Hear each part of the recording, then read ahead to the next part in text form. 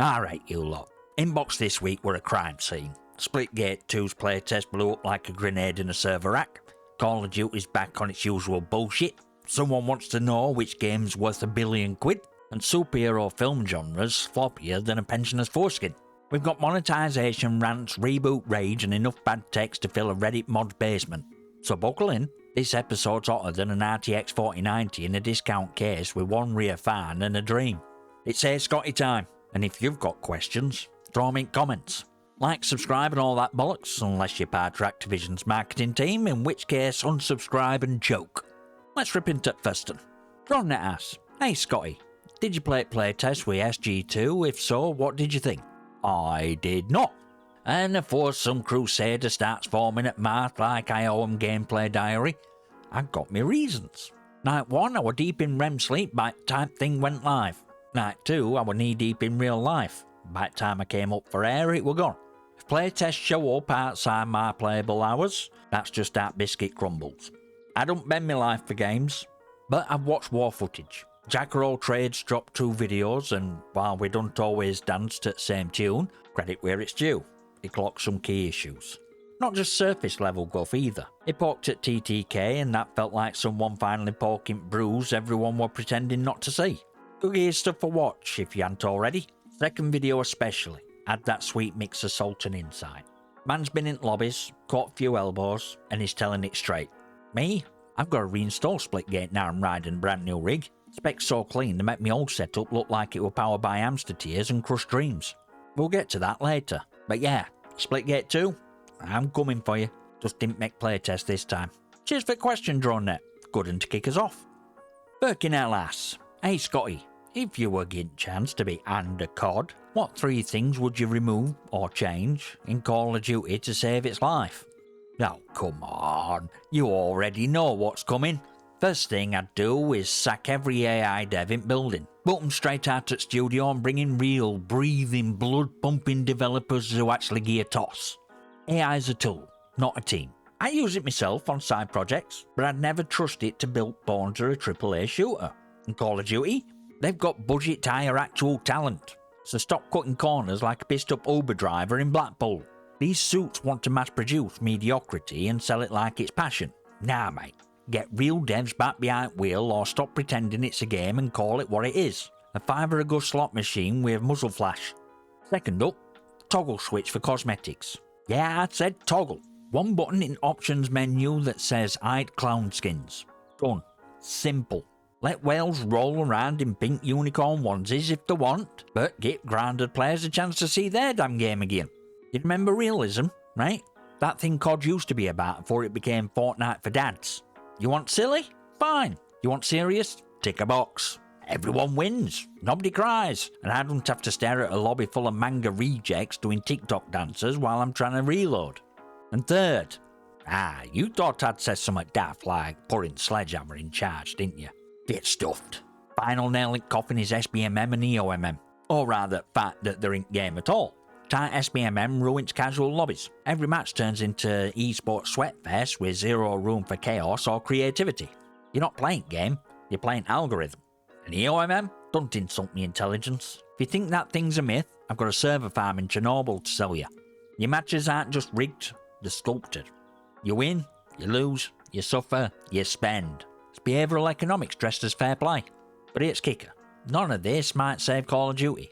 They've been circling drain for a decade. And the last 6 years, that's when they stopped pretending. Between Black Ops 6 mess and whatever parody Black Ops 7's shaping up to be, they'd need more than a reboot. They'd need resurrection. Cheers for the question, Birkinell. Bloody good. Silver Bullet 90 asks, Hey Scotty, do you have any idea how I can convince some people not to pre-order Black Ops 7? I don't plan on playing it till Game Pass lets me. I don't feel like spending $70 to get something that ain't gonna change much. Mate, I hear you. And look, you're not wrong. It's coming to Game Pass day 1, so there's zero rush. You'll get beta, full game, lot. We aren't dropping £70 on what will likely be another reskin disappointment served lukewarm with a side of microtransactions. But convincing others? That's a different war. See, trying to talk someone out of a pre-order is like trying to tell a junkie the dealer what has dark gear. They know. Deep down they know. But marketing it's first and faster. Shiny trailers, nostalgia bait, influencer bribes. These lot get dopamine just from pre-order bar. Don't matter if games got more bugs than a Roach Motel, they've already hit confirm. I won't waste my breath trying to convert converted. You drop truth once. It's a rental, it'll be broken. A minute next and shows up, this and gets binned. Then you let it simmer. Don't debate, just wait. Buyer's remorse will do rest. As for you, you're sorted. Game Pass gives you front row seats to car crash without paying for ambulance. And that's a smart move. Let them throw cash at fire, you just bring marshmallows. Thanks for the question, mate. Smart tech, even if you can't save lemons.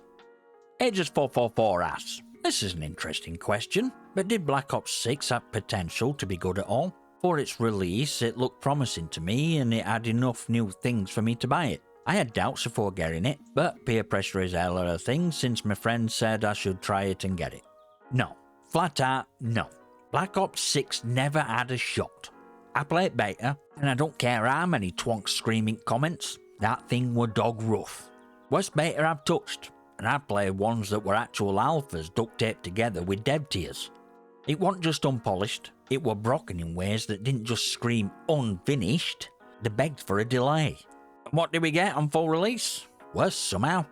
The salt pile with all 4 years in marketing tag even leaks backed it up, said it were ready 6 months before beta. So what went wrong? Now we're being told Black Ops 6 wasn't really in dev for 4 years and that Black Ops 7 soaked up most of that time. Alright then, and I'm Archbishop of Banterbury. You expect me to believe Treyarch sat on near complete game while Sledgehammer came in to duct tape multiplayer together? Come on. Here's my theory. And no, I'm not wearing a tinfoil hat. What if Black Ops 7 were original Black Ops 6? Not campaign maybe, but everything else. Multiplayer, Warzone, works. Then X-Defiant started building buzz. Someone at Activision shat themselves. They yanked content from Black Ops 7, slapped together what they had left, and rushed it out as Black Ops 6 to try and kill hype. That's why Avalon got pulled last minute and Verdansk came limping back in. That's why they borrowed maps from Modern Warfare 3. You don't do that unless you're crunching with one hand and faking progress with other. Splitgate 2 flaring up. That lit another fire under arse. Black Ops 6 turned into Frankenstein of panic. Rushed content, reused assets, broken systems, and all of it dressed up like it were built with vision. It were built with desperation. Hilarious part? They didn't need to rush. X-Defiant's already gone. Splitgate 2's barely out at lab. Call of Duty's still on its market. But they panicked anyway, and that panic has cracked mass wide open. They're scrambling now. Battlefield 6 is inbound, and for once it might not trip over its own shoelaces. Microsoft's made decade-long deals with Sony and Nintendo like that's going to save face. But if they keep pouring out stitched-together guff like Black Ops 6, there won't be a COD in 10 years. I'm saying that as someone who's watched this cycle play out from inside. I've seen our empires collapse. Let fanboys whinge. Let them defend indefensible. This ain't bitterness. It's a bloody post-mortem. Cheers for question, Ages. You sort signs, mate. Problem whenever you doubt, it worked game. Pirate Friendly Arsonist 9195 drops big un. Scotty, if you had to play one game for an entire week for 1 billion, what game you picking? Alt Sonic Hedgehog. No hesitation. No shame. No second guess. From OG 1991 pixel blur to latest marketing experiment with wheels. I'll take it. Crossroads Racing? Strap me in. Sonic Colours? Sure, even with eyeball melting bugs. Sonic 06? Alright, maybe I'll pretend that one doesn't exist. But if billions on table, I'll take L and run laps with that janky physics engine too. Now if I had to pick just one, got a bit first game I ever loaded up on my Master System. Not Mega Driven, not iconic loop-de-loops, I'm talking Game Gear version. Sonic Hedgehog 8-bit. That was Soul Spark. One where rings was sacred, level design were more puzzle than pace, Robotnik still looked like he were figuring it out. It wasn't about speed, were about vibes. It had danger, it had jam, and it taught you one lesson real early. Mess up and you start again. No coddling, no checkpoints on every sneeze, just pure side-scrolling defiance. I'd hammer that all week long, smiling like I just robbed a bank and got away with it. Thanks for the question, Pyro. That and brought nostalgia back like a slap.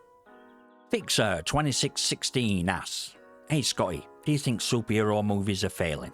It depends how you measure failure, mate. Box office numbers? Cultural relevance? How many Funko Pops get sold before film even it's digital? So I recently sat through Thunderbolts. Let me tell you, it felt less like a blockbuster and more like some at Sci-Fi Channel knocked out after losing a bet. That thing should have gone straight to streaming, wrapped in a warning label. It had all cinematic weight or a soggy tissue. Now I've not caught New Fantastic Four or Superman yet, but I did watch Craven, and honestly, I don't get hate. It wasn't genre defining, sure, but it didn't deserve online flogging either. Same with Venom Last Dance. If you go in expecting Shakespeare, you'll hate it. If you go in expecting chaos and teeth, delivers. Real issue here isn't that superhero films are failing. It's that studios are expecting endgame level returns every time they roll out a new cape. Pandemic didn't just dent box office figures, it rewired how people watch movies. When you can buy latest flick for 13 quid in 4K and watch it at home with your kids, why in hell would you fork out 50 quid for a cinema trip? That's not being cheap, being smart. Then there's fatigue, not just from audience, but from content itself. Same plots, different spandex. Hero discovers powers, gets punched by a villain, learns a life lesson, big CGI ending. Copy, paste, again. We have 17,000 characters between Marvel and DC, how hell are we still recycling same 5? You got galaxies of stories sitting idle while we get reboot number 7 or billionaire with trauma issues. Me? I'm rooting for underdogs. Forgotten names. One of my favourites is Doc Savage. Neither Marvel nor DC owns him, but he's popped up in both. Got a movie back in 1975 that's so corny it could butter your toast, but it were a proper adventure. Rock were meant to reboot it years back. That fizzled. Sony tried again with a series in 2020, but that fell into pandemic black hole like everything else. Still listed as in development, which means it's in limbo we are for Hollywood. So are superhero films failing? Maybe for some, but for me, never. Not as long as there's still untapped stories to tell and a few fans left who want something different. Cheers for Question Fixer. That'd add some meat on it. Right, are we ready for a quad feed? Yep, 4 questions, 1 person. So let's dive in. Jack Left Arm 427 kicks us off with his first one. Why are game reveals bringing in content creators not even associated with their game? I don't know a lot of Battlefield content creators as I never cared to really play Battlefield before, but I knew every creator that I saw were known better for their COD content. Mate, it's marketing, plain and cold. These big name content creators are walking, talking adverts with teeth. They're not there cause to love franchise, they're there cause someone cut a check. They show up, grin at camera, set games amazing, play it for an hour, then bugger off back to whatever feeds the wallet best. Swag. Man hyped up X-Defiant like it was second coming. Warzone killer and all that dramatic flair. Then his contract's done. He jumps back onto Warzone like X-Defiant never existed and slags it off on stream. Tim Tapman had a laugh with it early on too. Cracking jokes, having a good time, all smiles. Weeks later, same tune. Trash game, no future. Back to usual playlist. Ink Slasher what same bloody script. First X-Defiant were fresh and exciting, then Black Ops 6 shows up and suddenly X-Defiant's just recycled bin juice. Man even said, go play Black Ops 4, look at that game and come back and tell me X-Defiant ain't just same. Funny thing is, that streamer seriously ain't on his VODs anymore. How convenient. These creators are marketing meat puppets. They've trained in sales more than skill. They're not timing, tone, trickle of praise to get clicks. COD and Warzone are the golden calves. Not cause they believe in product, but cause it funds their whole brand. Sponsored trips, exclusive previews, juicy viewer numbers, fat donations. Minute Summit threatens that revenue stream, they throw it under nearest Activision branded bus. Let's keep this feed rolling. Next question. Is monetisation system used by Helldivers 2 best in gaming currently? All in-game currency is earnable in-game and I don't have to buy it. All in-store items are purchasable with in-game currency and don't cost real money. Now you can buy in-game currency, but that wasn't game creators' main intention cause they don't have the same bundles as other game stores. That right there is how you do monetisation without looking like you just mugged a child for the lunch money. Helldivers 2 nailed it. It's balance every live service game should be aiming for, but most are too busy licking the shareholder boots to care. Let people grind. Let them earn. But if you're swimming in disposable income and want to chuck a few quid to save time, let them. Choice is there. Pressure isn't. It feeds whales, sure, but it also feeds grinders, lifers, people who play your game into dirt and never spend a penny. And instead of punishing them, you reward the time. That's respect, not exploitation. Genius. and it works. No forced FOMO, no predatory bundles. Just a clean loop of effort equals reward. And Helldivers 2's not alone. Warframe's been doing it for years. Apex, same foundation. Destiny 2, Overwatch 2, even bloody Genshin Impact. They all use this system to varying degrees. It's proof that monetization don't have to be scummy. You can still fund a game without turning your store into a digital casino lobby. I'll back that model every time. More of this. Less loot box led robbery. On to number 3. Let's go. Wouldn't it be better for consumers if COD went free to play and kept the same monetization model? Now everyone can play a game and there ain't a big barrier for entry anymore. This would also require them to increase security of their anti-cheat as well as upgrade the servers. Now this right here, Fantasyland. Pure Skyrim level fiction, mate. I get angle, I see logic, but this idea only works in world where Activision gives a flying toss about the players. Spoiler alert, they don't. If COD went full free to play under its current monetization model, it won't become more accessible. It'll become more predatory. Because you've just told greediest company in gaming, they can charge you for everything while giving you note up front. You think they'd beef up servers for masses? Mate, they can't even do it now with people paying full whack. The netcode's held together with bungee cords and birthday wishes. Lag spikes like clockwork. Rubber banding like it's 2013. And servers so old you half expect them to cough dust when lobby loads. And that's with revenue pouring in. Anti-cheat? Don't make me laugh. Ricochet's a joke. It's like trying to stop a flood with cling film. They'd never invest real money into security on a free-to-play platform. You get more hackers than players within a month. And Activision would just drop another overpriced skin pack to distract mob. So no, it won't help consumers. It'd just lower bar for entry for exploitation. They'd turn every screen into a storefront and crank SBMM into behavioural trap to farm your playtime and wallet. Pay to win disguised as accessibility. Nice idea, Jack. But in Activision's hands, to be like handing a steak knife to a toddler. Chaos guaranteed. One more to go. Hit it. Are you going to use Secure Boot and TPM 2.0 on your new rig? Damn right I am. This new system's locked down tighter than a nun's knickers in confession. I'm talking full-scale Fort Knox protocol. Secure Boot on. TPM 2.0, active and humming. Every single drive encrypted. I've got more security layers than a tinfoil hat convention. FIDO2 passkeys, password managers, BIOS lockdown, works. You name it, it's on. I'm not leaving any open doors for strip kiddies or packet sniffing gremlins. Now I know note's uncrackable, but against your average wannabe hacker running Kali on a VM off a borrowed school laptop, I'm basically untouchable. It's not about being perfect, it's about being too much effort to bother with. How you win security game. Specs wise, I kept my 9800 X3D, because it still punches like a drunk uncle at a wedding. Upgraded RAM to 64GB at 600MHz. Strapped in RTX 5080 that runs hotter than Satan's sunbed, and a full 12TB of storage just in case I want to back up internet. Water cooled, of course. Quiet, slick, looks like it belongs in a Bond villain's lair. Triple monitor setup now too. I can stream, code, rage at a patch note, and track some packet sniffers all at the same time. And yeah, I finally joined Clicky Club with a proper mechanical keyboard. I'm still breaking it in, but my fingers are loving it. So yeah, system's an absolute beast. Power hungry, wallet draining, but worth every blinking watt. Nah, Jack, that quad feed were bloody brilliant. Cheers for all four, mate. You kept fire stoked from start to finish. That's lasting from this week's Hey Scotty, and what a bloody session that was.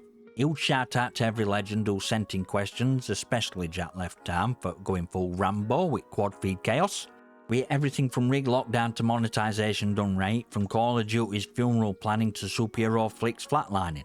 If your brain's not fried yet, check your cables. Here's a final thought for the week. Don't let noise drown out common sense. Whether it's games, tech, or circus that is modern marketing. Always check who's selling and why. Passion's rare, hype's cheap.